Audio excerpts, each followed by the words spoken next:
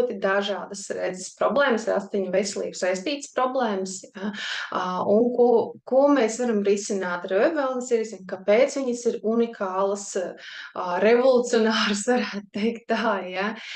Un, kā mēs varam vispār saprast cēloni, kāpēc, jo ļoti bieži rietumu medicīnā tiešām pat īsti nezina cēloni tām lietām, vienkārši tā un tā, nu tur kaut kādas tādas izmaiņas, ja, bet bieži vien pat nevar noteikt to cēloni, līdz ar to arī nevar līdz galam to atrisināt, ja. Paskatīsimies, domāju, ka būs diezgan interesanti.